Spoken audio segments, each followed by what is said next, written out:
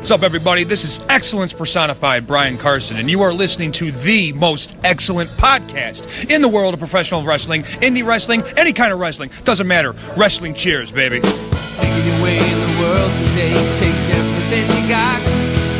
Taking a break from all your worries sure would help a lot. Wouldn't you like to get away? Sometimes you want to go where everybody knows your name, and they're always glad you came. You want to go where you can see that troubles are all the same. You want to go where everybody knows your name. You want to go where you can see that troubles are all the same. You want to go where everybody knows your name. And welcome back to Wrestling Cheers, where everybody knows your name, even if you can't call yourself Emma anymore. But this is Wrestling Cheers, brought to you by the brand new TrendingTopicsNetwork.com and NEO Sports Insiders. Please like us on Facebook, Instagram, Twitter, all that shit. Facebook.com/WrestlingCheers, Twitter.com/WrestlingCheers, and Instagram.com/WrestlingCheers. You want to email us, WrestlingCheers@gmail.com, and please rate, review, and subscribe on Apple Podcasts, Google Play, Stitcher, TuneIn, YouTube, Spotify, and Podbean, WrestlingCheers.podbean.com, and head on over to whatamaneuver.net and grab yourself some Wrestling Cheers merch. I am your host, something I don't always mention on my damn episodes, but yeah, I am your host. I am Heavy Set.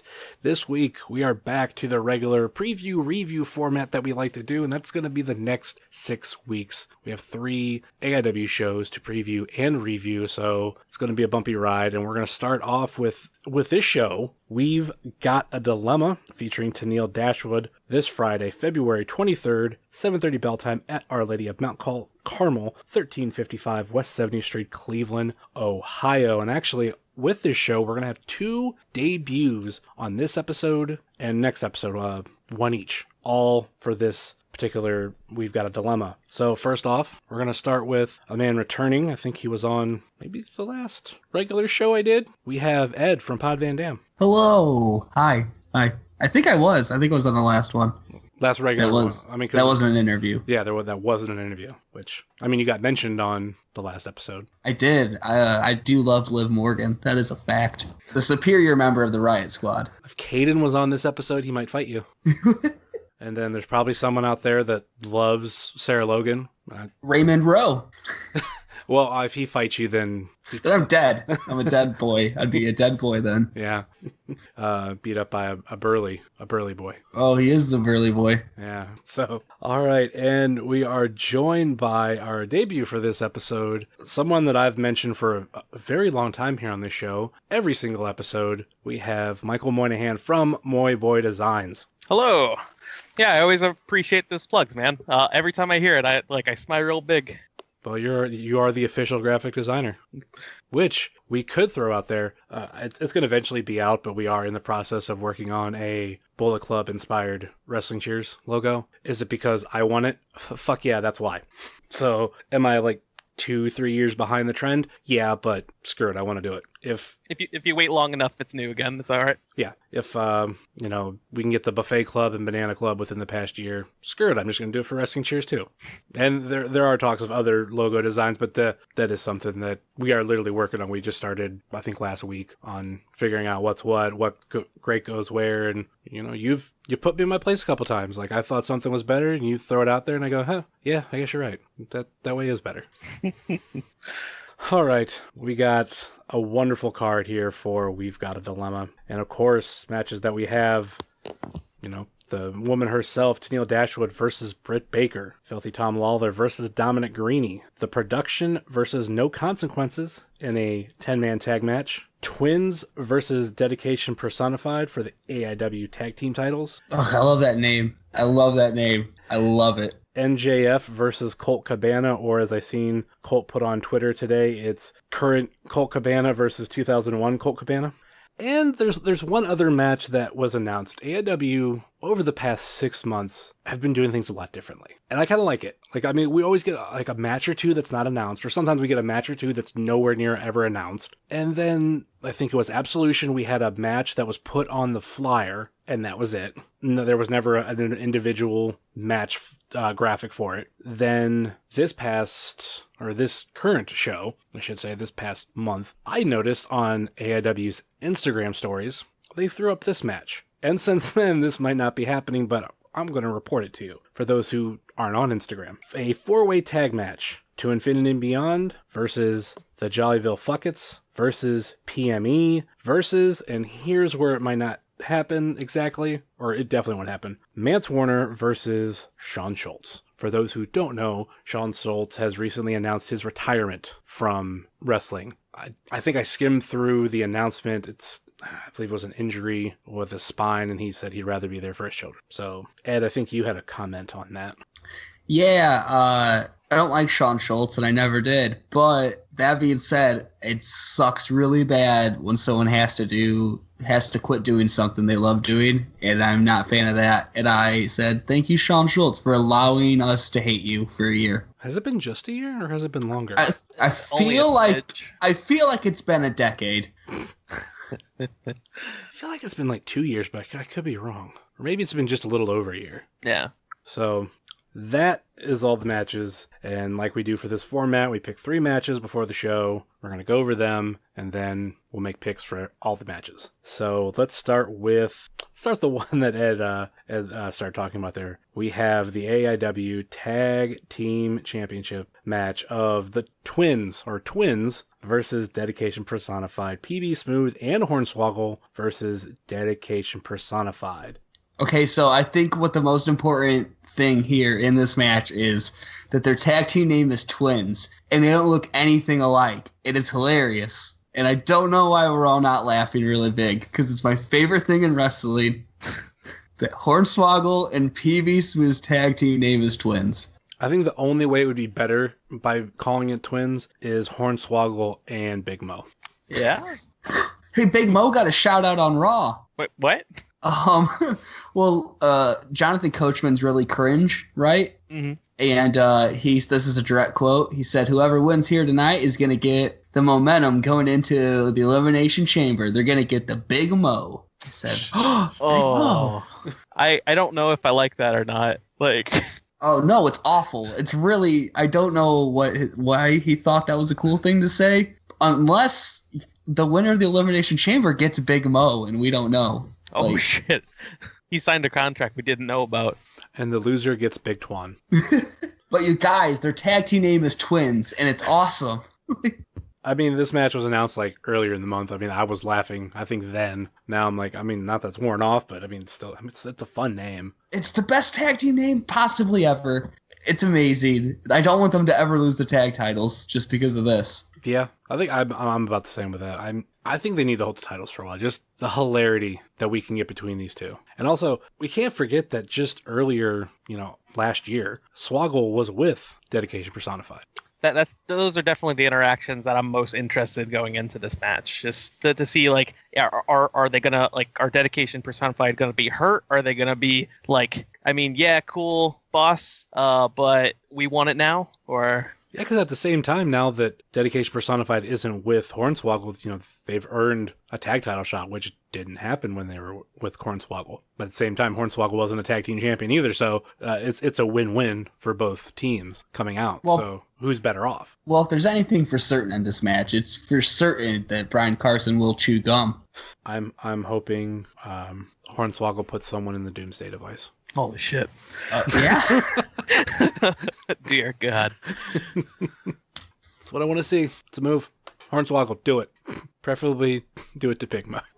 Shatter every bone in his body. Oh, no.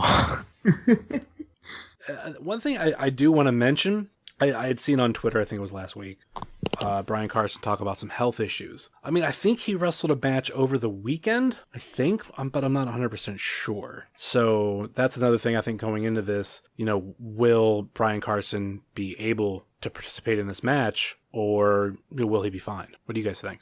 I think he'll chew gum obnoxiously, big, is what I think Brian Carson will do. Chew it really big and obnoxious. So if there's anything certain, at least, like that'll be the constant for you? Yeah. Ed, Brian Carson will come out. Ed, you're kind of stuck on that. For years.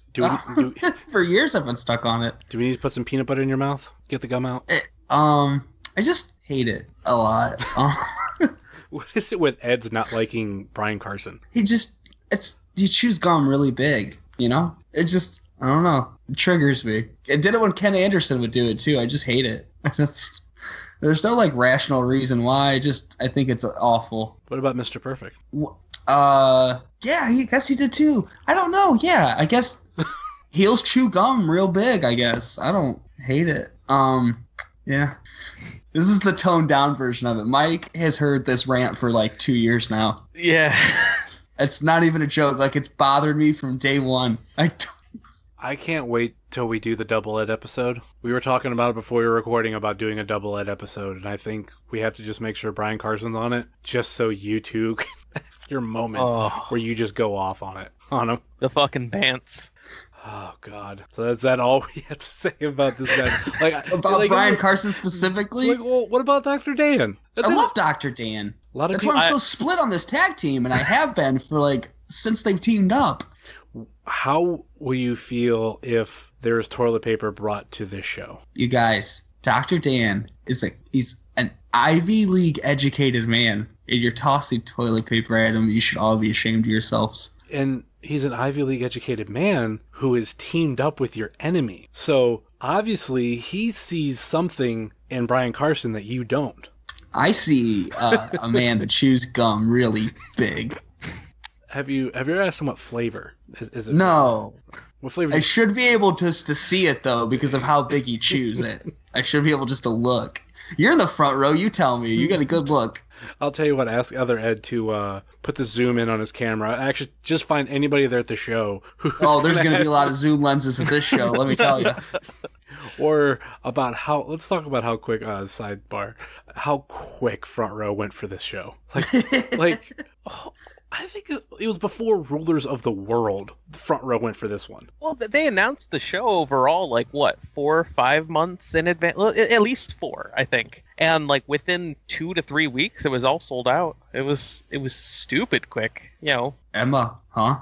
I think it had to be about 3 months. Actually, let's, as I think I've heard people bitch about looking up stuff while on the show and how that, can't say ruins it, but let's go to AIW and let's go when they uploaded the original flyer. Oh no, see what you do when you look stuff up is what I've noticed is you call to your producer and have your producer look it up, but it's really just you. But you act like there's a producer there. Yeah, I'm definitely my own producer. It makes it sound super more professional, and I believe that all of these podcasts have producers. I mean, at least you got something like Edge and Christian, who their producer comes on the show. Yeah, but I can't believe half of these people when they're a producer looked it up. You don't have a producer. You're in your apartment. It's there's no way you have a producer. No, I think there are some silent producers that don't talk. What do they get out of this? Money. There it is. I didn't even think about that.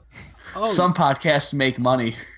I don't know why I'm looking this up, but if I'm correct, this was announced right after Hell on Earth, because it was at Hell on Earth between matches that's when the official announcement was. But, the flyer came out right afterwards. So it's been 3 months. Yeah. Was it hard to get Front Row? Were you worried? I mean, I bought mine quick. I don't mess around with it. I'm kind of OCD about that. I need to have my Front Row. Of every show I've been to at AIW, there's only, I should say, my first 2 I didn't get. No, my first one I didn't get Front Row. Second one I did, but that's back in the GA days. I've only had to pay for second row once. I got Front Row for the Pentagon show and then ended up in the bleachers anyway. I did have the benefit of when Biggins was around. There's a lot of times I'd be like, "Hey, I didn't get a chance to get Front Row. Can you get one for me?" And he's like, "Yeah, we'll just add one." But there was an absolution. I was like, "Dude, I've been so far behind on stuff. I had to wait till this long. Can I get one?" He's like, "Nah, there's nothing I can do."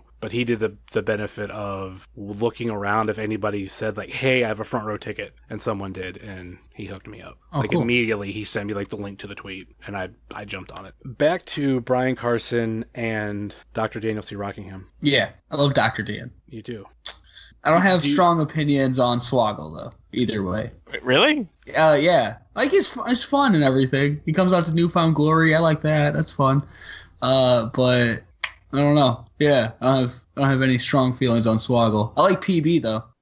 I've definitely liked everything that Swoggle's like done in AIW so far. Like doing the stuff with Britt Baker was like really fun for a while, like for a bit, like because that only went like 3 or 4 shows I think, and it was nice to really mix up what was happening in the overall matches. It was well spread out too between the matches. Yeah. And then between like seeing him for those shows and then like seeing like his stand up, like I don't know, I've super warmed up to him. I'm hoping PB uses them as a weapon, like a projectile, probably. I think the match would be lost, like if that didn't happen. Like, Yeah. What's even the point? I think it doesn't help that for me right now, I just seen the lineup for SNL and for the month of March, and I think St. Patrick's Day, they're going to have Bill Hader on, who's one of my favorites. And I went on YouTube today and looked up a bunch of the Stefan clips. For those who understand, they'll get it. But Bill Hader is not a really big actor, but he can do a lot of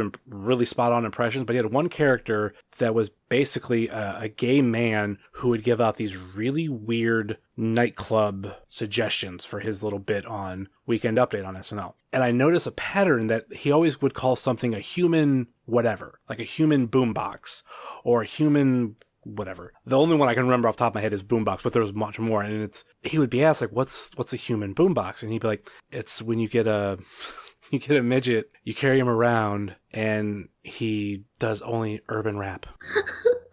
So, picturing anything with Hornswoggle, now I'm picturing Stefan saying he becomes a freaking human barrel, or I don't know. I've never heard a joke so specific to the situation that we're gonna see. I want that to be their finish. I want it to be the human poop. I can't believe it. I'll pull the bit off of YouTube and throw it at the very end of the episode, if I remember. So if you get there and it's not there, bitch at me on Twitter. But I'll put the little, at the very, very end, I'll put it. I freaking love Bill Hader. So, and I love this character. Or whatever it is, their finisher needs to be the human something. But okay, the human boombox. It's losing it. Oh, man. Yeah, it's going to be a good match. All right, let's move on to big match Dom in AIW. Filthy Tom Lawler versus Dominic Garrini, a rematch that we've seen already last year in AIW. But, Dom's kind of been on a roll lately. So is Filthy Tom Lawler. But one more time, Filthy Tom Lawler versus Dominic Garrini. What do you guys feel about this match? Since their match and Dom lost, like Dom's come up now 2 wins on Ethan Page and 1 on Juice, yeah? Yes. Gotcha. All right. Well, like definitely, like both of them coming in like on this roll. I could definitely see this going into like a third match, like with Dom picking up this win. What do you think, Ed? I'm really excited for Filthy Tom's entrance. I wonder if he's gonna wear another gimp suit, or if he has like progressed on to new fetishes, like an adult baby fetish, or he's a furry now. An inflation suit. Something. I'm really stoked for it. Isn't that his gimmick, right? He's a pervert? No, the thing is... No? Have I been reading that all wrong? I just thought he's been a pervert, and it's been fun. I thought the thing is he mimics something about his opponent. All right. And for that one, it was... it's Dom. Yeah. The Dom from Dominic Garrini. Yeah. I'm really embarrassed to say I never picked that up. Is it bad that I picked that up like first thing? Because I noticed that with a couple other matches where something he'd come out was supposed to be about his opponent. I'd have to pull up other matches. Like, who did he do for Lewis Linden? Something pirate thing, maybe? I thought he did a pirate thing. He basically did a werewolf for another match too. Yeah, like he's a furry. I told you guys, he's a pervert. That's his gimmick.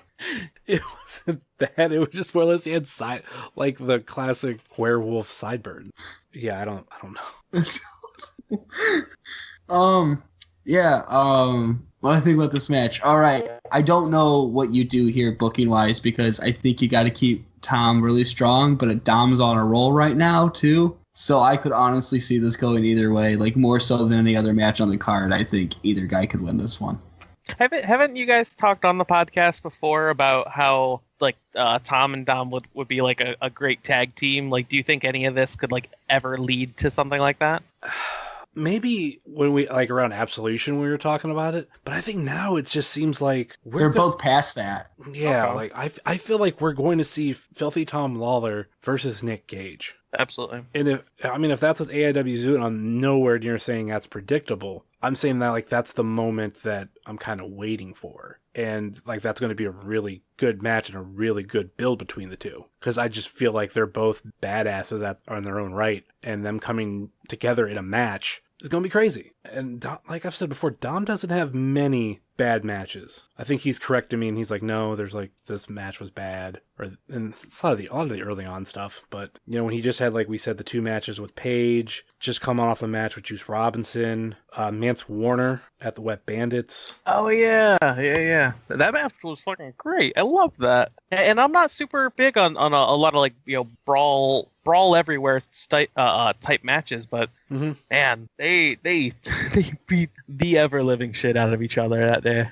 Yeah, the last defeat Dom McGreeny had was at Cold as Ice by Tom Lawler. And I feel like for the most part in AIW, at least in recent history, that's been Dom's only downfall, has been Filthy Tom Lawler. I know he had other ones prior to that, but I think for the most part... Did Dom ever pick up a win over Hot Sauce? I can't say I'm looking it up. I'm more like I got all AIW's results in front of me. And for those who wondering, Dominic Greeny still does not have a hyperlink on cagematch.net.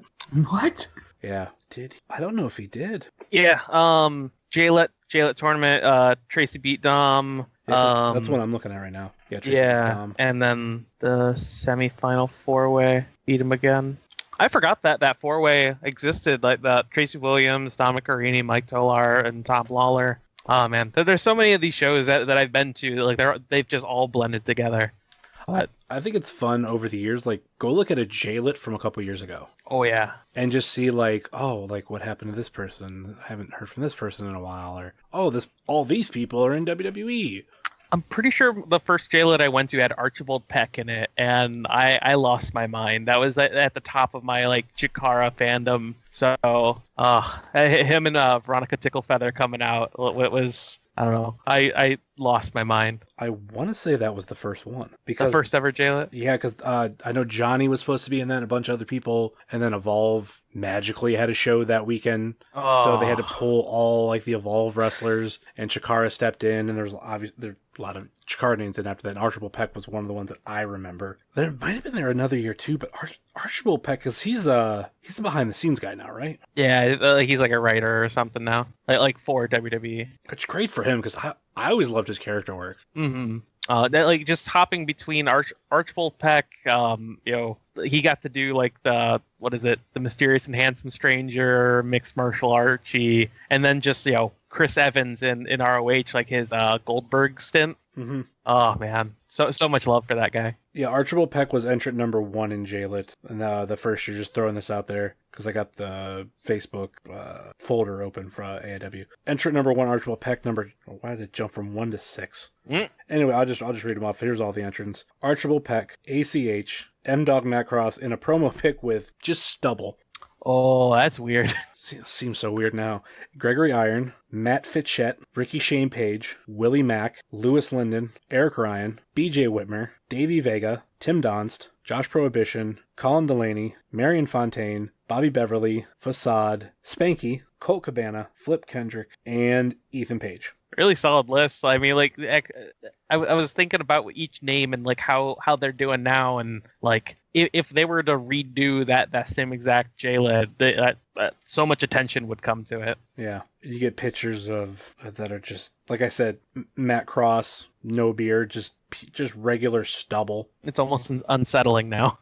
A very old picture of Ricky Shane Page, Lewis Linden with a afro. Yeah. That's when he was Mr. 70s Kung Fu. I loved that gimmick. Yeah. BJ BJ Whitmer with his regular style hair, not shaved. A very young picture of Davey Vega, a very young picture of Tim Donst. Josh Prohibition looking about the same as always, except he now has a big beard. A very ECWWE picture of Colin Delaney. More of the 70s type gimmick of Marion Fontaine. Oh, Megastar? Yeah, Megastar. I don't know how to describe it, but just an in-shape Bobby Beverly. Oh. I love me Bobby Beverly. Every time I see him, like, me and him always talk. Love me some Bev. Oh, there's also, because there's this little announcement where it says Shakar represents in JLIT. Obviously, I mentioned Archibald Peck, but there's also was Ophidian and the Batiri, which I kind of miss the Batiri. I miss them a lot. I think every time there's been a tag team tournament, I've tried to just like at least throw a tweet or two out there, just like, man, the Batiri would be absolutely great in this, because their feud with Veda Scott and Gregory Iron was, oh my god, I have to say it was my favorite tag team feud that AIW's ever done. Like, just slamming Veda Scott, who's like a vegetarian or vegan, into vegan. Like a kiddie pool of cheeseburgers. Yes, and they also did a bacon bit spot that gets looked over. Bacon bits that were supposed, like, obviously like thumbtacks. I just sent you to the link of like the JLIT 1 picture of everyone posing in the ring, like around the belt. Like, just so, they're all babies at that point, it feels like, and that was like only 6 years ago going on. If you look past, as you're looking at him, BJ Whitmer's right arm, there's my head. Yeah. Purposely peeking over. Oh, that was so long ago. Yeah, because for those who don't back know, then, I was gonna say that one was for the title. Yes. A particular DJ in TNA was not allowed to, I guess, defend it, but then he came back for Absolution anyway. Mm-hmm. But you were saying, back then, whenever I saw you there, I only knew you as the guy who turned his back on Tim Dunst. That was before then too. Mm-hmm. I turned, because I did that. What was it? Because I always booed him, and I would heckle him online a little bit, and he kind of had enough of it and ended up blocking me. Okay. And then I started heckling him even worse at shows, and Biggins sent me a message basically saying, like, it was a copy paste of a message board that he never really sent me the link to, just copy and paste what was said, and he's just like, listen, in so many words, I understand that you paid for a ticket and everything, but can you, like, understand other people are watching it, especially online? And I'm like, all right. So I was like, well, I'll just turn my back on Donst. Well, it's absolutely solid that you got the heads up, but I like that's, oh man, like, because I remember, because like I want to say my girlfriend was coming with me at the time, and when you were heckling like really hard, like she couldn't stand you, man.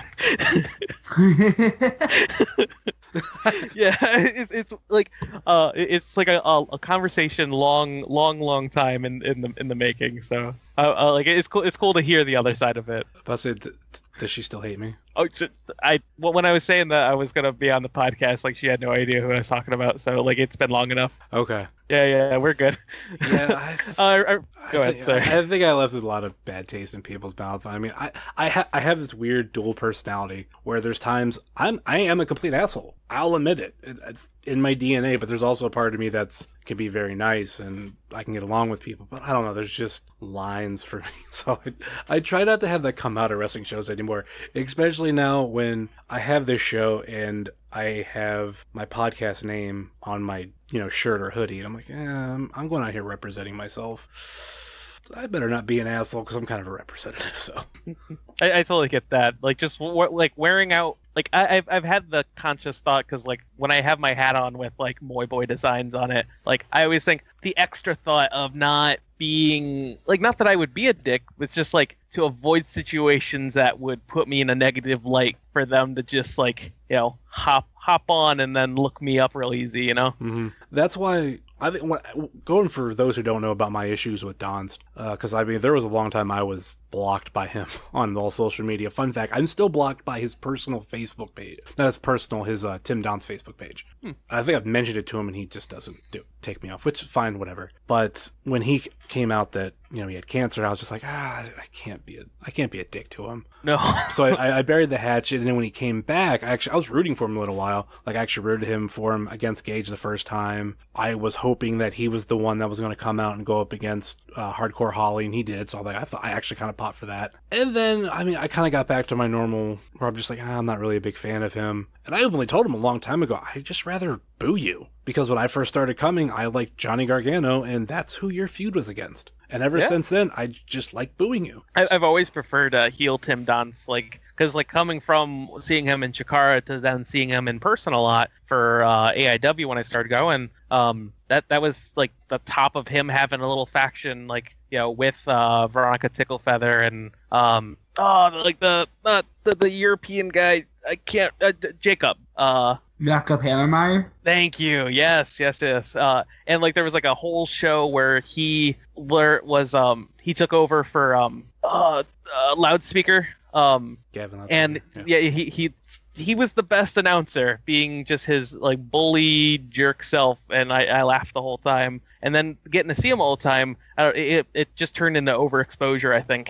Mm-hmm. Like, even when he was still kind of the good guy and he was before the official turn, I like I said, I got back to the point, I'm like, all right, I even warned him, I'm like, I don't hate you any, like, I'm not going back to those days of heckling you really bad online and stuff. It makes it sound like I was a stalker, but maybe like he'd post a tweet and I kind of like give it a heckle. And I guess like he just had enough. And so I was like, I'm not going back to that. I'm just going to boo you. Like, I'm still cool with you. I don't have an issue. I'll just boo you. And even now that when I boo him, I don't go crazy with it. I just like, boo, you suck.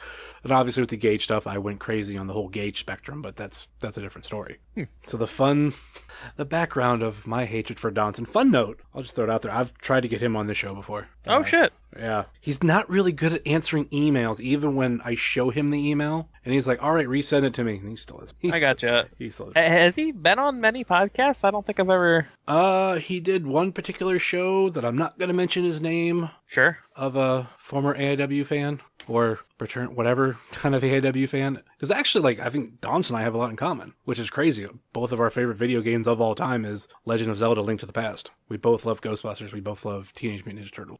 End up having a really good chat, like you and Derek. I think we could. It'd be fun to talk about our history. And even, like, I think I talked about it at one point, so if I'm repeating myself, I apologize to anybody. When I had my original, like, beef with him, where I really liked boo him, but I amped it up a lot, I wanted to have him come on the Ohio Indie Report at the time, and eventually, not like us have a confrontation, but just kind of have a regular kind of thing. But that never happened. So let's get back to this event, because I think Ed's falling asleep over there. Sorry, man. Because I do believe a lot of this was way before Ed was coming around. Yeah, I just don't have anything to add, because this is like years before. Yeah, because you remember a lot of, I call it the era, Donst wins, LOL. Yeah, definitely. I was around for Donst wins, LOL. There was I swear, a stretch where it's Donst loses, LOL. Or Donst wins the championship, and we're going to introduce a heel stable and just overshadow your win, which was Absolution of that year that we're talking about. Anyway, back to this particular show. Back to do you have any more to add about Dom and Tom? Yes, I think Dom's best course of strategy is to try to get at Tom Lawler while he's still in his bondage gear. That's what you think he's I think that's his best course. He can get him right away before he gets off the cuffs and the ball gag or whatever he's got going on. Yeah, I think that's what Dom should do. Dom, if you're listening, it might be a dirty, underhanded tactic, but I guarantee you, if you can get a hold of that man before he's out of his bondage gear, you're going to win this match. So, Filthy Tom versus Dirty Dom? Yeah. Is that what we're seeing? Yes. Ooh, Yes, absolutely. Should Greeny give him the double D?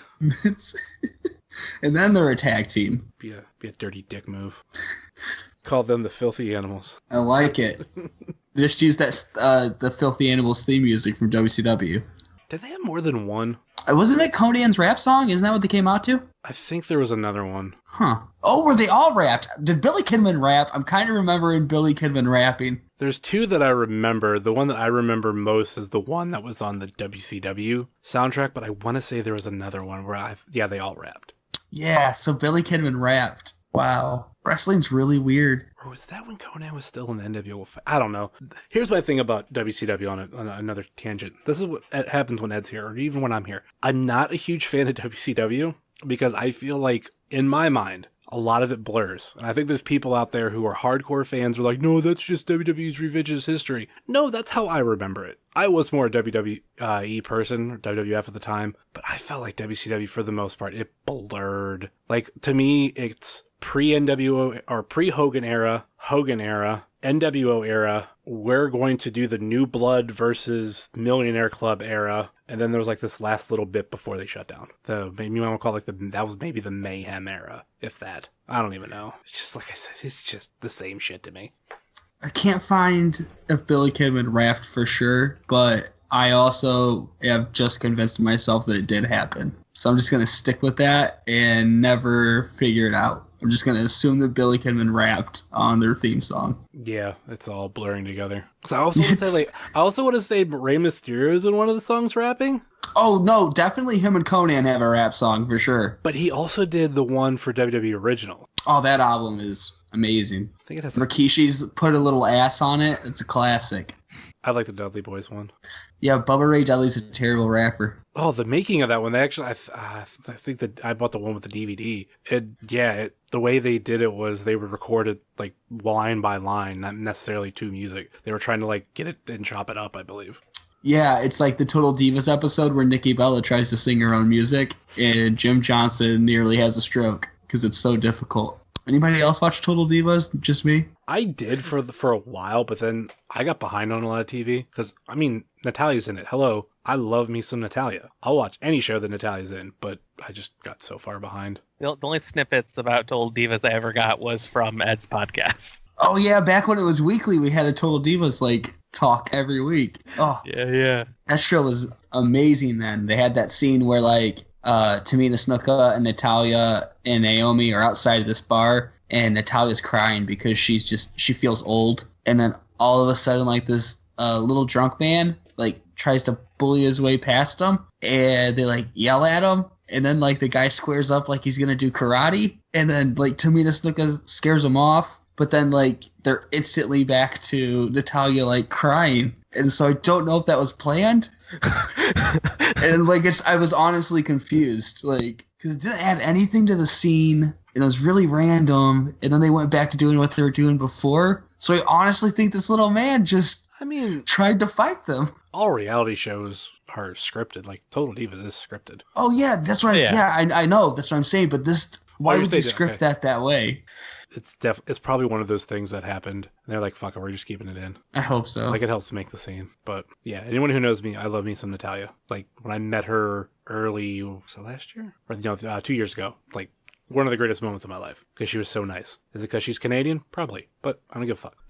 Let's move on to the title match. We have Nick Gage versus Hot Sauce Tracy Williams for the AIW Absolute title. Tracy Williams has been on a hunt for the title for a year now. Or has it been over a year? Didn't this start at the end of 2016? Yeah, because he was part of that, between him, Probo, and Tim Donst, he was just in the mix of it the whole time, but not the spotlight wasn't on him. Mm-hmm. And then it came down to Gauntlet last year, the match that everybody wanted to see go differently, of J-Pro versus Tim Donst, and I think Tracy Williams was in that match. If Donst lost, he could no longer have a match for the Absolute title for a year. That's what I thought. I'm we're going to have a year of Donst not in the title picture. I'm interested to see what happens, even though I thought it was going to go Donst wins JLIT and completely swerves it. But no, that's kind of been the thing of, was the last year of, like I said, Donst wins LOL, because oh, if Donst loses this match, he can't contend for the title for a year. Oh my God. Everybody thought that was going to happen. It didn't happen. LOL, Donst wins. Or Donst wins, LOL. Then we go to Wrestle Rager 2, and if Donst loses to Danny Havoc, who's retiring, the title will be put up in a deathmatch tournament. And everybody was like, oh my God, we're going to get a deathmatch tournament. Donst's going to lose. I'm like, I don't know. Donst wins, LOL. Of course, Donst won. I'm kind of sad that they didn't have like a deathmatch tournament like graphic made, but with like the date to be determined. Just imagine just how much extra people would have been like so pissed at Donst winning that one. That would have been the ultimate swerve. But I mean, could they put down a venue, or they just be like, oh, everything's like TBT or TBA? Yeah, absolutely. What about you, Ed? I wasn't at the last show Nick Gage was on, but from what I hear, Nick Gage can wrestle. Yeah. Right? Yeah.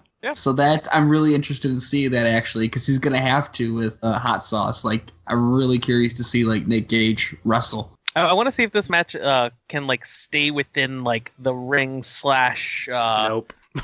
Yeah, it's like. You should have been like, we should see if this will stay between it. Nope, ain't gonna happen. Nope. I know. I can wish, man. Like, maybe let's see if they can spend no more than, let's say, 10 minutes out of the ring in the crowd. Like if they're ringside, fine, but nowhere in the crowd. Less than 10 minutes. I'd be all right with that. This might be something someone has to time if I can remember.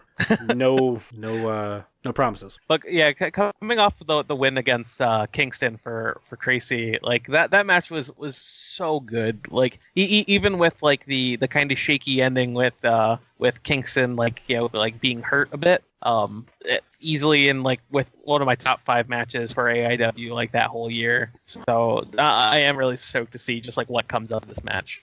I'm kind of wondering if Tracy might have a couple year chase for the title that we're already in the middle of. Like, I'm not saying maybe a couple more years, but like maybe another year. And when he wins, it's this fulfillment of a very long journey. Like he's tried to beat this person for the title, didn't happen. Tried to beat these people for the title, didn't happen. And even winning JLIT, which what if he wins JLIT this year? Like he's the first back-to-back, first 2-time and first back-to-back winner. And then says, I'm going to do this on my time now. I screwed up, put myself in a big match at Absolution, and I lost because of it. Well, now it's going to be on my terms. Yeah, putting him in, like, this would be his, like, first situation of being in an actual one-on-one for the title, I think is a big difference maker.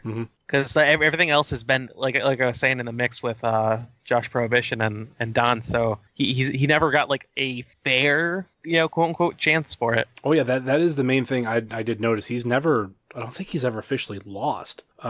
Even going on the results page, you know, walk the plank, J-Pro versus Tracy Williams, that's marked as a no contest. I do believe Donst had something to do with that. I didn't even think about that. And then I believe Donst defeated J-Pro. I think that's who he pinned. I'm not 100% sure. I have to look that up to be sure, but I believe that's who he beat for the title. And in both matches, at Absolution and Cold as Ice, Tracy Williams was not beat. Tracy Williams almost won those matches, but Donst or someone else took advantage. Because I want to say Donst pinned J-Pro in that match, and then we basically had a rematch. It was the same match, but minus J-Pro. Like, we did it elimination style, but from 1 month to the next, or one event to the next, with Tracy Williams, Lewis Linden, and Donst. Lewis Linden is the one who lost, who got pinned on that one. So it leaves Tracy.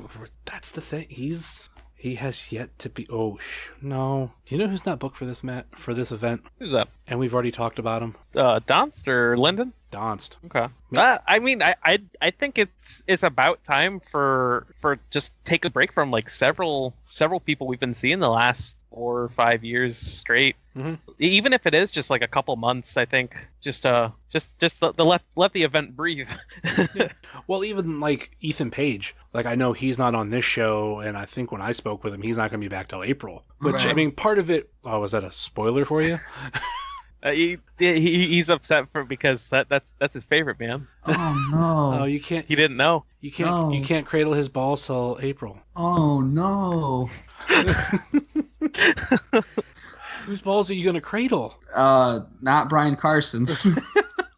I mean, you can chew some gum. That's really big, real big chews. Some people know you're chewing the gum. Oh, so you're gonna do big league chew?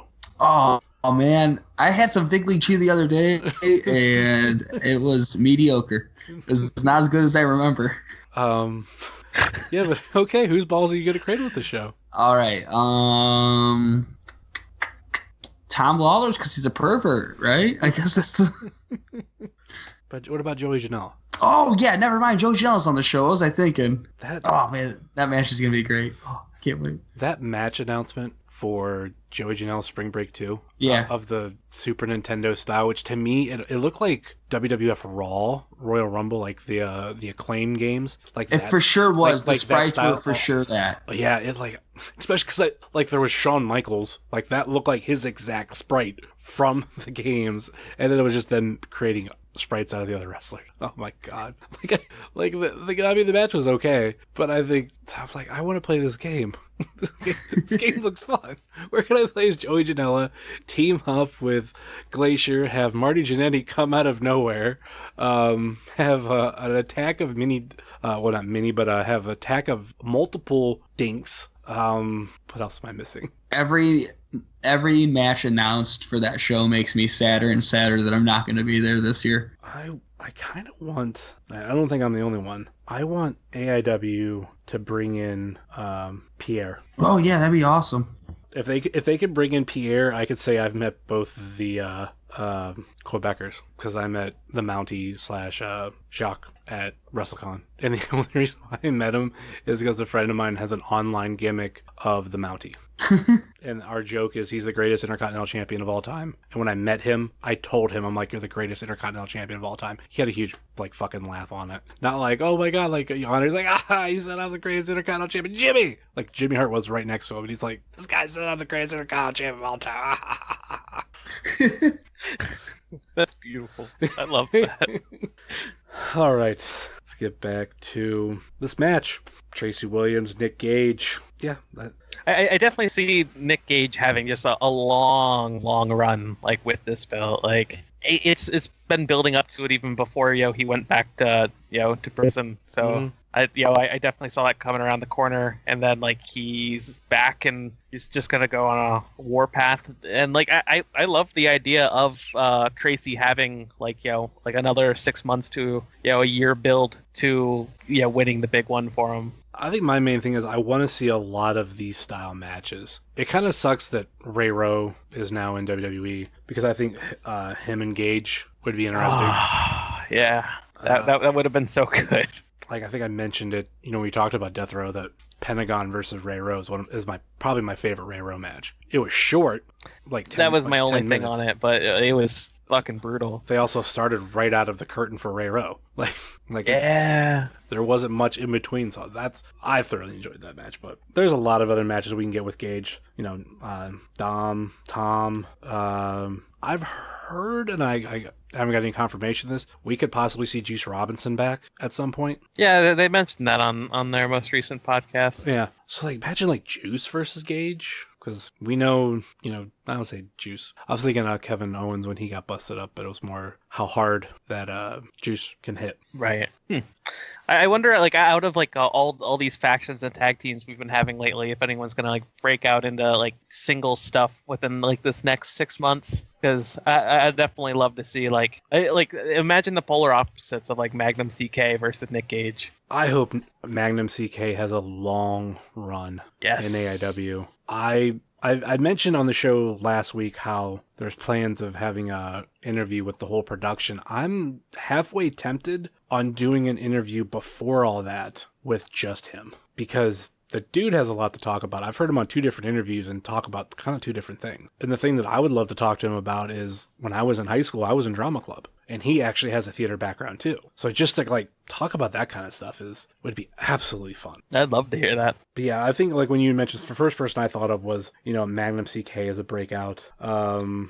Or AJ Gray. AJ Gray versus Nick Gage would be incredible. I was first thinking Joshua Bishop, and then right before you said, I'm like, well, maybe AJ Gray, but I'm like, man, well, AJ Gray won't do a death match. That's for sure. That's fine. Even though I keep trying, I want to convince him and PB Smooth both to have a death match, because they both don't want one. And I think that would, like, in my mind, that's the comedy behind it. Because I love me some comedy wrestling, but like these two dudes who don't want to do deathmatch, but you're like, okay, you guys have to do a deathmatch. Imagine the promos leading up to a deathmatch between them of neither of them wanting to do it. Like, not as in like, oh, you're weak for not wanting to do it. It's just like, I don't want to maim myself. Like, I don't want to the scars, the bruising, just the disfigurement of any sort. I just imagine this match where they go the lightest form of a death match. Yeah. Like, I already had thoughts of like instead of do like the Chikara route of, and instead of like the thumbtacks, have it be sprinkles and shit. Oh, I wasn't even thinking of that aspect. I was thinking like, let's say they have light tubes, but they're not trying to hit each other hard because they know like if one hits the other one hard, it's gonna they're gonna get it back, so it's just gonna build. It's just like, well, I don't want to hurt you too hard, but if they did that aspect of it, that's even better. Instead of thumbtacks, I love both of those things. Instead of thumbtacks, noodles. Instead of light tubes, pool noodles. Instead of barbed wire, the longest rope of licorice. Yeah, I was thinking like Nerds Rope, yeah. Okay, Nerds Rope. This needs to be the comedy deathmatch. Who would be perfect in a comedy deathmatch? I don't think I've ever seen like comedy spots I'm sure they exist. I've personally never seen them. So I'd be very interested in it. It's basically like what we were mentioning earlier of Hope and Change versus the Patiri. Yeah. Where you have the pool of cheeseburgers and the bacon bits tax. I mean those were more because of Vegas lifestyle, but there has to be like some like comedy things. Like, those moments, like just those are things I'll never forget. Could you imagine like how people make the light tube structures, but instead like pool noodles? Like when people create the frame where it's just light tubes stacked on each other, but like imagine that, but a couple pool noodles. Well, like, because that immediately makes me think of like the very first match I ever saw. The first show I ever went to was Absolution 6, and that's when Ricky went through that harrowing like structure of light tubes, tables, ladders, and like I don't remember it being on fire, but it might as well have been because he went through all of it, and now I replaced it with pool noodles and just adding sound effects and just there's a show like this, right? Like comedy death matches. But please, it's the IWA Softcore Cup. They did it last year. IWA Softcore Cup. I didn't. Something tells me I heard about it, but I don't know if I did. Yeah, Joey Ryan was in it, and he did a Candyland match, and they used like gummy bears instead of thumbtacks. I love that exists. Yeah, here's some like soft peanut brittle semifinal match. So like they use peanut brittle instead of glass. Softcore Cup 2 cookie pans match. You only get that. This little preview that I see, it's in Comic Sans. They already like picked the most awful but perfect font for the theme of everything. What were we even talking about? We were talking about okay, it started off talking about Nick Gage and potential opponents, and then we mentioned AJ Gray in the mix, and then that got into a match between AJ Gray and PB Smooth in a death match, and that got into a comedy death match. What a rabbit trail! So good. All right, I want to see more comedy death match. I mean, I have this Softcore Cup pulled up. Like I'm definitely checking this out sooner than later. We should book Nick Gage for it. Could you imagine him just not giving a shit? Like absolutely appalled. They should book Nick Gage and Chikara. I want that a lot. What about Nick Gage in Kaiju Big Battle? Oh yes, absolutely. Fucking Godzilla, I'm gang affiliated, motherfucker. I could just see him pummeling poor Burger Bear. I think he'd take like a legit bite, like right out of the suit. Oh, the one person I wouldn't want him in there with is Unicorn Party. I couldn't put Unicorn Party through that. I remember you talked about Unicorn Party for like a straight 6 months. Like, dude, there was Unicorn not one Party was the coolest. He's like a dancing, raving unicorn man, and it's the greatest. And I don't know why he's in the JT Lightning tournament, I don't know why he isn't booked in AIW all the time. That's what I came away from WrestleMania weekend last year with, is like, Unicorn Party is probably one of the top 20 wrestlers in the world. And you never even figured out who it was, I don't think. Okay, so that's the thing. I don't think like they have set wrestlers that play these people. I think they're revolving. They're just costumes, so you can't actually book Unicorn Party. What a damn shame. Ugh, sucks. All right, let's go over all the matches one at a time and pick our winners. Cool. We'll start with the headliner herself. And does this match main event or no? No. I mean, her name's on her former name is in the title. That's fine. Semi-main. No, she's not main eventing. Tenille Dashwood versus Britt Baker. I got Britt Baker. Like, I can't see her. Like, they built her so strong over the. Like, we haven't seen her in a while at this point. But like before that, they only built her up. So. Are we waiting till Britt Baker gets signed to bring back the women's championship? To lose it again? No, I'm saying like Britt Baker, she gets signed, and then it's like, okay, now that all our high level prospects are gone, who's going to be the champion? It's been so long since we've had like a girls' night out. Like I wouldn't even know who they would book at this point. And Britt's going to be at 2 shows in a row. She is also booked for Enter the Dragon. Yeah. Can't remember Karen Q. Mm-hmm. Yeah, and she was really good at the last girls' night out. And then I saw her at Shimmer, and she was terrible. But I don't blame her. Her and the chick from the group with Alex Daniels, where they all had sex together. I missed that faction so much, man. The blonde girl from it, her and Karen Q. Raylan? Raylan, yeah. They had a tag team where they hated each other, and they showed they hated each other by continuously like doing the worst version of talk trash, like the most cringe, awful acting mad I've ever seen in my life. It was really bad. But I don't think she'll be doing that here, so I'm really excited. But Britt Baker's going to win this match. Britt Baker doesn't lose. I don't know if you guys have noticed that. No, she's lost. When's the last time she's lost? Britt Baker wins all the time, I feel like. Shayna Baszler? When was that? I know they had a match. I thought they did. Yeah, but like that whole Hornswoggle feud, didn't she win like every match? No, he underhanded won a couple like that. That's the reason like the feud continues. So yeah, I'm just trying to remember the last time we seen Britt, because I'm looking up all the matches right now. Yeah, the last time we saw her, she was against Faye Jackson at Cold as Ice. Ah, that's right. The half sister of Nick and Matt. Got it. A joke that I wish would catch on. It's one of those, like, I get the joke, but I'm sorry it doesn't tickle me as much as you want it to. Yeah, life story. Anyway. Next up, we have the Production versus No Consequences match that we've talked a lot about these groups in general, but one thing it is interesting note, in the match graphic, we see Colby Red, but we did hear a promo, or see a promo. I can't play the audio for it because there's nothing, it's all visual. Yeah, it's just typing. Yeah, it appears that there's going to be a new member, and going by particular posts from members of the production and people they're tagging, that would be new member Donovan Danhausen. So, before we get to that, we have a promo to play from Magnum CK. I would be remiss if I didn't mention that February 23rd just happens to be 13 years to the day since my first professional wrestling match. There have been detours, there have been roadblocks, there's been construction, but it led me to the production. Happy anniversary to me. And for my anniversary, we're gonna finish a book. We are going to close a book of no consequences. No epilogue. No sequel. Not even a footnote.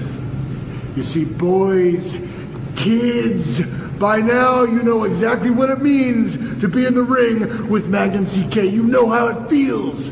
You know when the breath leaves your body and you just can't get it back. When your throat's on fire, your chest looks like hamburger meat. 1,000 eyes all around you, making you question every decision you ever made that led you to the day when you were in the ring with Magnum CK.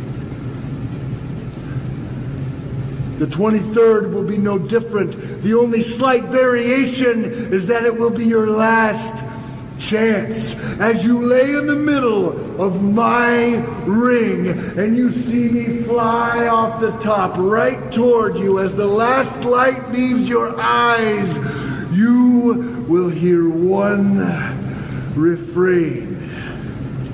Are you not sports entertained?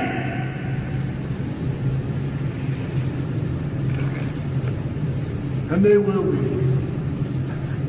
So now we have with this match, with a potential new member, the Production versus No Consequence. Who do you It's guys hard to say for this one, especially because we're having Chase Oliver, back, so now it's like the full group, the full No Consequences group. Mm-hmm. Production, if nothing was ever mentioned about, I would have forgotten about, because I watched it a while ago at this point, that typing promo about the new cast member. Mm-hmm. I would have forgot about that completely, and so I would have said No Consequences picking this up. But with that be added in there, I really feel like Production's gonna just continue to steamroll. I don't. Oh, yeah. I'm gonna throw this. I don't think I threw out the pick for my last match, but I'm gonna go with Britt Baker as well. Continuing, Ed. Yeah, I'm gonna go with the Production because you're not debuting a new member and losing, right? What if No Consequences debuts a new member? And it just goes to I doubt it will, but I'm just throwing that out there. What a absolute mess. Not in a bad way, just in a chaotic sense. Everything would if it were to be a 6-on-6 at any point, but because this already 5-on-5, we're not gonna know where to look. God, who do these guys think they are? Bullet Club? You know who I would put in No Consequences? Boogeyman. Brian Carson. There's not enough gum. So what you're saying is,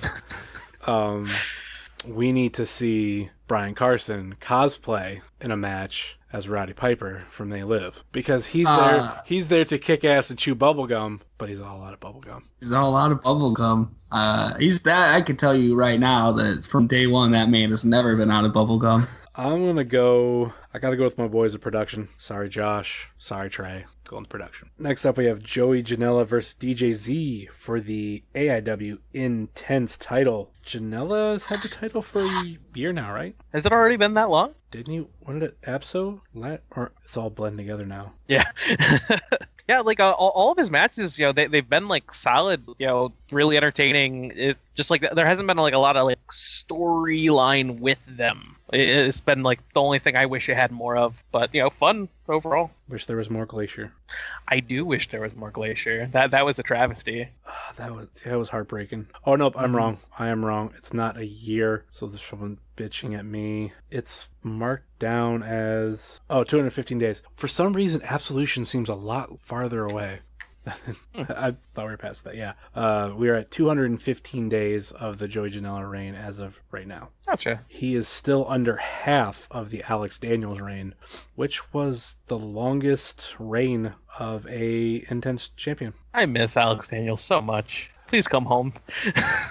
I think Alex Daniels should cancel his plans on March 10th, and he should come wrestle at Enter the Dragon. Yeah, I'm curious to how long this title reign is going to last. Not saying I'm getting tired of it, but it's kind of like what you were saying, Michael, of no storylines. It's just been challenger after challenger, but the beauty of that is we could see a title change just out of nowhere. For sure. They don't have to build anything because there's nothing built. So yeah, because I definitely feel like we were about to with Jimmy Jacobs, but with his injury taking him out. Yeah, that was sad. I mean, Absolutely. Hey, that could easily lead into by the time he comes back. Yeah. I think for now I'm still gonna go with Joey Janela. I wouldn't be opposed to DJZ picking it up, but overall I don't know. Ed? I'm gonna go with Joey Janela, and this match is gonna be bonkers. I think we're going to see some crazy shit. I'm very excited. Up next is 2001 Colt Cabana versus modern day Colt Cabana. MJF versus Colt Cabana. I'm looking forward to this match. I'm a fan of MJF. I know there's actually people out there that don't like him whatsoever, and I've heard the quote, they think that the spot could be given to somebody else, and there's other people out there that does his gimmick better than him, which I don't know if I 100% agree with, but hey, whatever. Well, MJF has only been wrestling for like under 2 years, I think. Like, it hasn't been too terribly long, and he's already has the character down pat. I feel like on the mic, I mean, he hasn't shown it in AIW, but he's very smooth. No matter what you say, he's going to have something to say against, and that's something that I look forward. If someone, in the live environment, I haven't seen that. You're right, but in his promos, like I definitely see that smoothness. And that, I think, is a hard thing to duplicate. I've often said there are two people that I discovered last year, or I found out about, that are just these really good, arrogant heels, is MJF, which is, he's definitely more on the arrogant snob side of it. Then you have Jackson Argos, who's just a loudmouth. And I think MJF, he can outthink you. Argos can just talk louder over you, but still have enough ammo to say. That's what I love about both of them. And if I could ever find a way to get them together, freaking match made in heaven. I'm not even talking about against each other, just a tag team, a one-off, whatever. But like I said, I'm a huge fan of MJF, and it's actually be interesting to see how these styles work together. I love Cabana's comedy style, and I don't know if I've seen MJF in that environment. So between these two, I'm gonna pick MJF. He hasn't picked up too many wins yet in AIW, so I definitely think this will be the, like, not the start of him, but like rolling on. So MJF, yeah. I've never seen MJF wrestle, so I'm gonna pick Colt Cabana. Have you seriously never been to any of the shows he's been at? No. Every time he's been on, I've missed a show. Damn. So you're not showing up on Friday? No, I'll be there for this one. But yeah, Colt. And Colt's going to be funny, and I'm going to be really happy. And yeah. Will you be picking up your camera out of the shop? What? Getting your new lenses put in. Yeah. I've got a really nice camera with a really high-powered lens. Hopefully, everybody in the front row gets out of my way. I'm sorry, wrong Ed.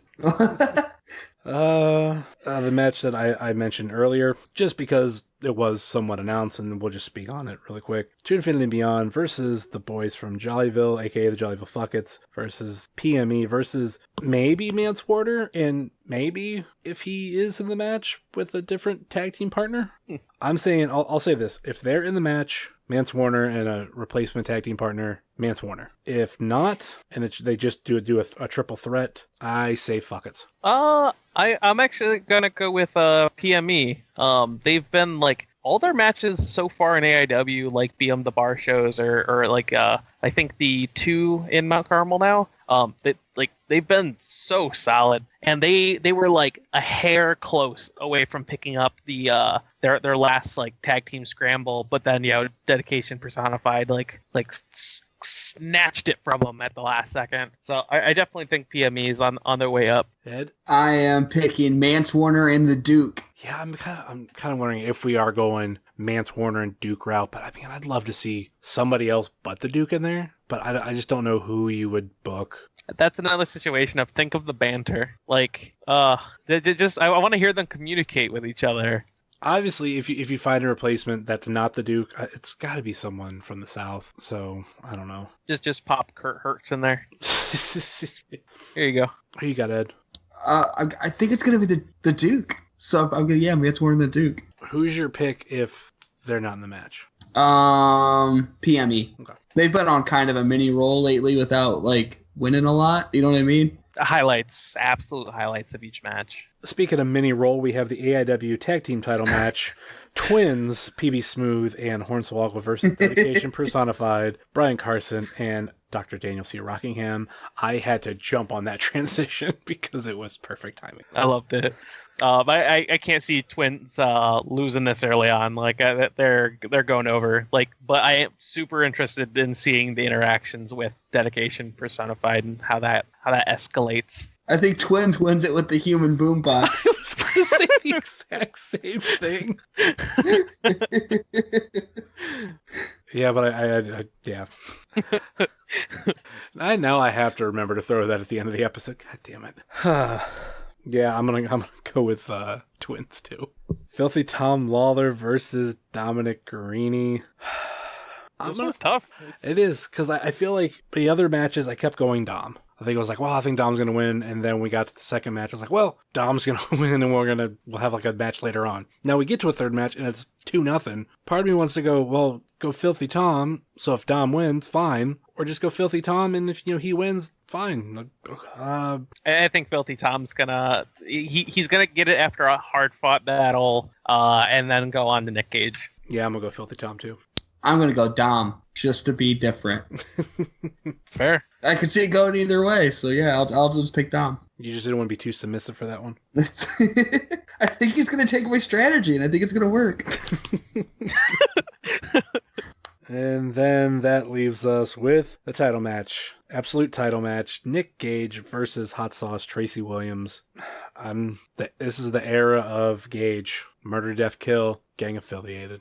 So I'm going with Nick Gage. We talked at length on it. I really think he's gonna get it. Ed, you're gonna be different? Yeah, Nick Gage isn't losing this title. Like, come on. Yeah, Nick Gage is for sure winning. I wouldn't be upset if Tracy won, but like it would have to be because the next show would be a rematch, and then I don't know, that'd be another like trade situation. It might go too long for their feud, and like I think not an easy win for Nick Gage, but like I think he's definitely gonna outpower him. As of right now, if we don't crown a new AIW Women's Champion, roughly 6 months from now, Shayna Baszler will surpass Allison Kay as the longest women's champion. Actually, longest, I think, title holder in the history of AIW. I hope she doesn't. Even if she's not able to show up? Yeah. Yeah, I thought about it. Yeah, why not? Yeah, I like Shayna. So roughly by the end of August, if we don't have a new women's champion, without defending it, she will surpass Allison Kay. Part of me doesn't think we're going to go that long. I think the longest we might go is Absolution. And then maybe post-Absolution in roughly August, crown a new champion. I'd be down with that. That sounds great. Like, if we can't have Shayna back, that is. But if we can have her back, then I'm willing to wait for it. All right. Yeah, that pretty much sums it up for We've Got a Dilemma. Any final thoughts or last-minute plugs, Ed? We got a new episode of Pod Van Dam coming out soon. It might be out before this, but if not, it'll be out very soon after this. And is that when the last episode came out? Right around an episode? Yeah, it just keeps working out that way. But yeah, that's it. Just follow us on Twitter at Pod Van Dam, and then we probably have other social media that I don't manage. I think we have a Facebook, most likely. Yeah, I think you have a Facebook page, but I think that's it. Oh, I'm all right with that. Because I know when I post on Instagram, I have to use #PodVanDam. Yeah, we don't have an Instagram for sure. And I'm pretty sure my posts are the only one under #PodVanDam. Are you sure about that? We had dozens and dozens of listeners. Yeah, I'm trying to figure out last time I mentioned Pod Van Dam. Oh, here it is. One of them. Four public posts, all from Wrestling Cheers. 3 of which are your appearance. Yeah. So, any final thoughts, last minute plugs from you, Moynihan? Yeah. I do graphic design under No. No, I had no idea. Yeah, for the people. Come on. Yeah, as Moy Boy Designs, mainly on Facebook. I have a Twitter. It's mainly just retweets. So like I can talk to people on there, but I don't know, nothing super interesting over there. But yeah, you can see my designs at Moy Boy Designs on Facebook. T-shirts, logos, anything you really need, business cards, flyers, etc. And not a very active Instagram either. Yeah, I have one, but that was literally just to see like wrestlers' Instagrams. Really, I use Facebook the most. That's the world. Yeah. I think I use the 3 just because you tend to get, maybe certain people aren't on one and not the other. Like, Ed's not really on Facebook. Then you have some people who are on Instagram, like Ed. But then you have actually people who like Instagram. Like, I've been doing a thing where I've been posting a little bit more for my personal one, and I don't know. Sometimes there's a lot less bullshit on Instagram too, kinda. But yeah, we got all of these other shows here on the Trending Topics Topics Network, or if you can go over and listen to the Trending Topics Network, such as All Beer Inside, What's on Fight, Eurovision Showcase, Legends on Siren Radio, Old School at the Movies, Trending Topics Network at the Movies, View from the Fourth Row, and Chill and the 450 podcast, and check out all of the friends of Wrestling Cheers, such as Chris Clem's Kazcast with Chris Clem, Wingcast, a Wingman podcast with Steve Guy, Let the Hate Flow Through You with Jeremy Shear and El Hordano Diablo. I was on last week's episode and I talked about my hatred for Sparks. Yes, Smarks. Poor Ed Battis. I doubt he listened to it, but yeah, I had a nice fun episode where we talked about all that and went on our own different tangents and jokes and all that kind of stuff. Also check out a little show called Pod Van Dam, The Road Home from Wrestling, weekly wrestling podcast, Thrift Store Jobber on Instagram, eBay, Twitter, and Etsy. Check out our friends at Rebel Life Media and NEO Sports Insiders, and obviously the official graphic designer of Wrestling Cheers, Moy Boy Designs. That will do it for us here on Wrestling Cheers, where everybody knows your name, even if you chew lots and lots of bubblegum. Later.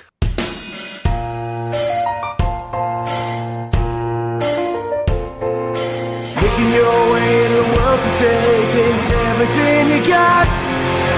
Taking a break from all your worries sure would help a lot. Would you like to get away? Sometimes you wanna go where everybody knows your name, and they're always glad you came. Why you can see rose around the sea.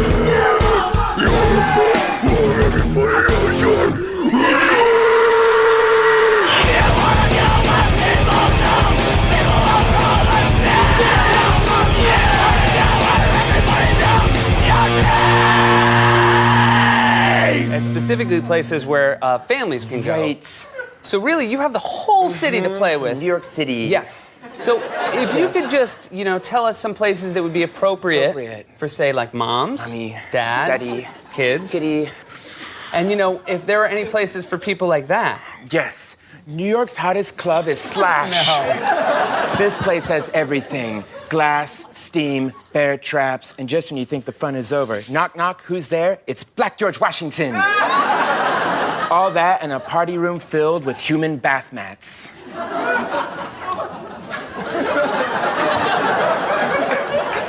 What is a human bath mat? It's that thing of when, like, midgets have dreadlocks and they lay face down on the floor.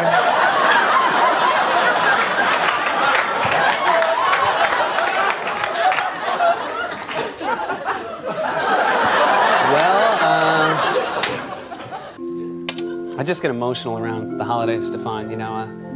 My family is all back in New Hampshire, and I don't get to spend the holidays with them anymore. I guess I just miss them this time of year. I'm sorry, I never knew you had a family. I just thought you were built by gay scientists. You know what? This year I'm gonna get you a Christmas present. Oh, Stefan, wow, what are you gonna get me? A human boombox. What's a human boombox? It's that thing of when you carry a midget over your shoulder while he sings gangster rap. That's just what I've always wanted.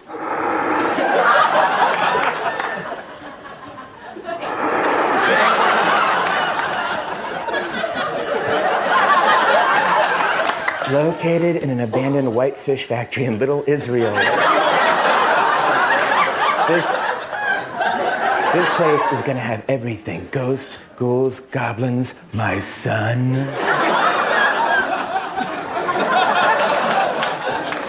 And on the dance floor, you'll find both guys from Wham wearing a two-man horse costume. Spoiler alert, they're both in the back. Plus, there's a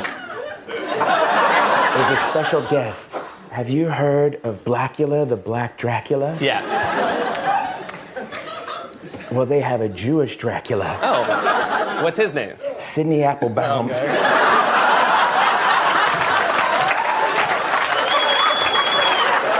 Sidney Applebaum? Jewish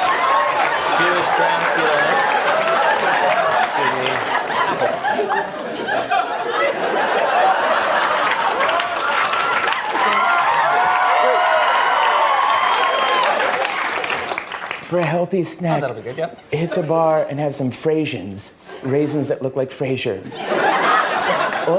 Or try your luck with the human piñata. And what is the human piñata? It's that thing of when a Mexican midget eats a lot of candy and then he dances until he throws up. You know, Stefan, I think midget is actually an outdated term. Sorry, not midget, fun size.